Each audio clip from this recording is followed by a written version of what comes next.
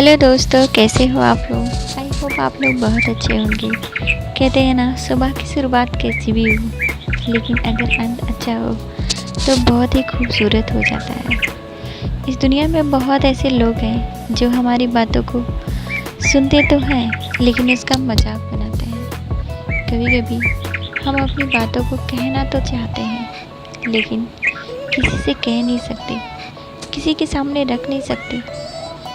इन पेड़ पौधों से हमें कितनी अच्छी हरियाली, कितनी अच्छी खुशबू मिलती है, नेचुरल।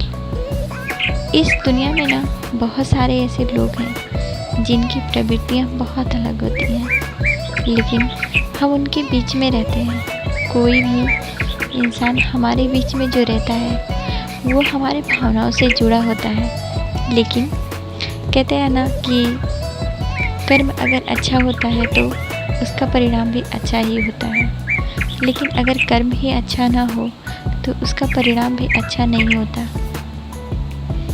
तो कुछ लोग इस दुनिया में ऐसे भी लोग हैं जो कुछ कड़वी बातें बोलकर चले जाते हैं। हमारे जीवन में कुछ ऐसी अनहोनी भी हो जाती है जिसको तो हम केवल सह सकते हैं लेकिन किसी से कह नहीं सकते। क्यों? क्योंकि हमें भी पता होता है कि अगर हम अपनी बातों को दूसरों के सामने शेयर करते हैं तो हमसे ज़्यादा उनको दुख होता है, उनको परेशानी होती है। एक हिटलर नाम का व्यक्ति हुआ करता था। जैसे मैं आपको बताना चाहूँ कि एक हिटलर नाम का एक व्यक्ति हुआ करता था। हिटलर कहा करता था, अच्छे से अच्छे भविष्य की कल्पना करनी चाहिए और ख़राब से ख़राब परिणाम भुगतने के लिए तैयार रहना चाहिए। इससे अकारण उठने वाली चिंताओं को छुटकारा मिलता है। कहते हैं ना कि पहलवान की इच्छा थी कि एक दूसरे को पछाड़ेगा। बस इसी आशा से उसने स्वास्थ्य का निर्माण किया। वर्षों तक दंड बैठक करना, अभ्यास करना, शक्तिवर्धक, पौष्टिक आहार, उसने सब कुछ जुटा लिया। कहीं जाकर उसके दूसरे पहलवान कुश्ती लड़ने के लिए योग्य हुआ, फिर भी दांव पेच ना बन पड़ी। कुश्ती में हार गया।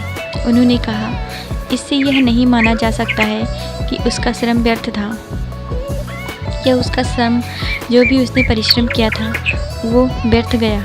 उसके परिणाम तो सुंदर स्वास्थ्य और आरोग्य के रूप में मिलते हैं। इसके लिए आने वाले भयंकर परिणामों के प्रति पहले से साहस पैदा करना चाहिए ताकि परिणाम की चिंता ना हो, वो चिंता मुक्त हो जाए।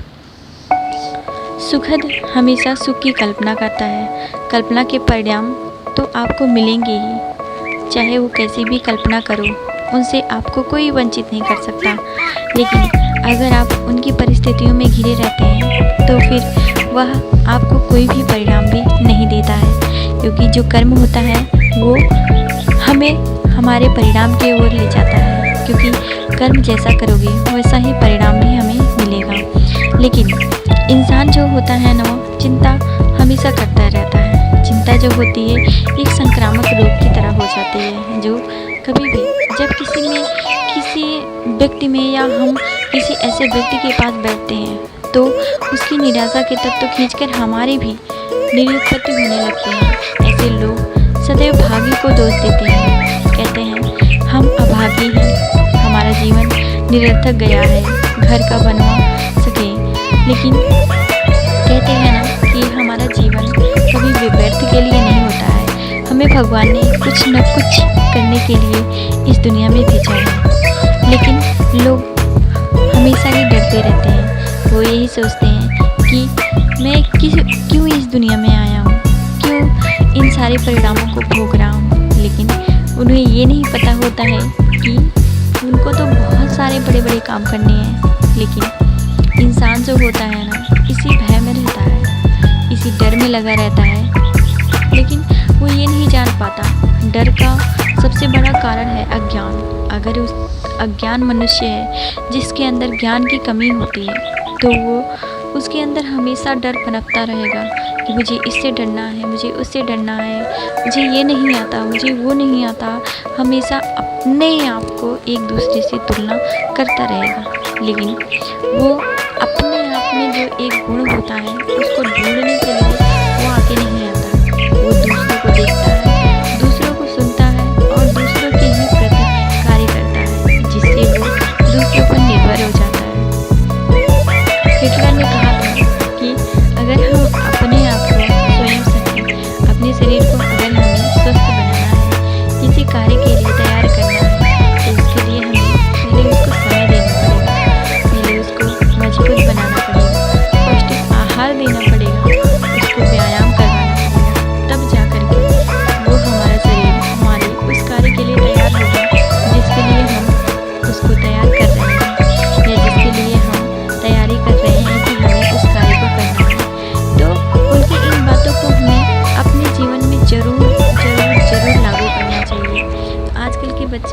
हैं ना कि हमारे छोटे से छोटे बच्चे भी हमारे घर में रहते हैं, तो वो इधर उधर खेलते हैं। तो जो छोटे बच्चे होते हैं वो हमारे घर में जब खेलते हैं तो बहुत ही अच्छा लगता है।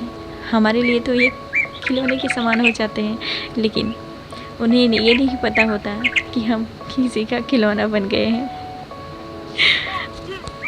फिर भी वो तो अपने में खुश रहते हैं और उन्हें देखकर बड़े खुश हो जाते हैं। तो यहाँ पे दोनों को खुशियाँ मिल जाती हैं। अब इन पेड़ पौधों को ही देख लो, ये अपने आप में बहुत खुश हैं, बहुत ही ज़्यादा खुश हैं, क्योंकि इनको लगता है कि मैं हरियाली दे रहा हूँ और लोगों को लगता है मैंने इन्हें पाला है। दोनों की कल्पनाएं एक जैसी नहीं हो सकती, क्योंकि वो अपनी तरह से अपनी कल्पना कर रहा है और ये पेड़ पौधे अपनी तरह अपनी कल्पना कर रहे हैं। तो सबकी कल्पनाएं अलग अलग हैं। तो ऐसे ही जीवन में हमें आगे बढ़ना चाहिए और हमें हर कार्य को खुशी खुशी करना चाहिए। लोग कहते हैं ना कि ये एक इंसान गलत हो गया, दूसरा इंसान भी गलत हो गया, लेकिन उसे ये नहीं पता होता है कि हम जिसे गलत कह रहे हैं, हम जिसको गलत कहने की कोशिश कर रहे हैं, कहीं ना कहीं हमारे अंदर में भी कोई ना कोई कमी है। लेकिन आजकल की इस दुनिया में ना कोई भी व्यक्ति अपने अंदर की कमी को नहीं ढूंढता। पहले वो सोचता है कि सबसे पहले देखूं कि मैं इसमें क्या कमी है। दूसरों के अंदर कमियां ढूंढने में अपने समय को गंवा देता है, और जब अपने पास खुद के लिए समय ही नहीं होता है तो अपने अंदर की कमी नहीं ढूंढ पाता और वह समय निकल चुका होता है। तभी इंसान सोचता है काश मैंने उसके ऊपर समय को व्यर्थ ना किया होता और अपने ऊपर ध्यान दिया होता। लेकिन फिर भी जब तक इंसान अज्ञान रहता है तब तक ये सारी अज्ञानताएँ, ये सारी मूर्खताएँ करता रहता है। लेकिन उसके अंदर जब थोड़ी सी समझ आ जाए, थोड़ा सा भी उसे लगे कि हाँ मैं गलत रास्ते पर जा रहा हूँ, तो फिर वो अपने रास्ते बदल सकता है। वो जहाँ से शुरुआत करना चाहो, आप सब चाहे जहाँ भी आप जहाँ से शुरुआत करना चाहो वहाँ से आप कर सकते हो, क्योंकि लाइफ तो हमारी जहाँ से शुरू होती है आप वहीं से एंजॉय करना शुरू कर दो। क्योंकि जो हमारी लाइफ होती है ना वो दूसरों के लिए नहीं, हमारे अपने के लिए होती है। अगर आप लाइफ में खुश रहोगे ना तो वही खुशियाँ आप दूसरों को दे सकते हो, और हाँ उन खुशियों के सहारे आप दूसरों को खुश भी रख सकते हो, क्योंकि आप खुश हो, आपकी स्माइल। पता है इस दुनिया में सबसे ज़्यादा अच्छी मेडिसिन क्या होती है? सबसे ज़्यादा अच्छी मेडिसिन होती है कि खुशी। वो खुशी कहाँ से आ रही है? भले ही आपके अंदर कितने भी सारे गम हो, कितनी भी सारी परेशानियाँ, कितने भी सारे दुख हों, कितनी भी सारी पीड़ा हो, भले ही आपके ज़िंदगी में कोई भी कभी भी खुशी ना आई हो, लेकिन अपनी फेस पर, अपने चेहरे पर जो स्माइल लेकर आप घूमते हो ना, उसको देखकर अगर अगले वाले को खुशी मिलती है ना तो मिलने दो ना, क्या जाता है हमारा। कम से कम हमारी वजह से लोग खुश तो होते हैं। और बस हमारा मन था आपसे ये से सारी बातें करने का, तो मैंने कर लिया। मिलते हैं नेक्स्ट वीडियो ब्लॉग में। Thanks for watching.